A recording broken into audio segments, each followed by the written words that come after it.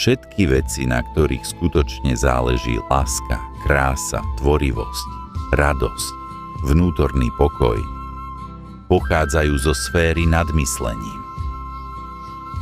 Začnete si uvedomovať, že myslenie je iba malou súčasťou obrovskej inteligencie. Je tu však dobrá správa.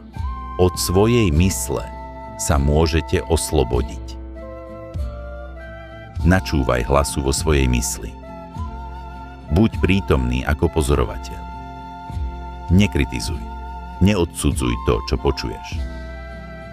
Čoskoro si uvedomíš pocit vlastnej prítomnosti, ktorý nie je myšlienkou. Vychádza zo sféry za tvojím myslením.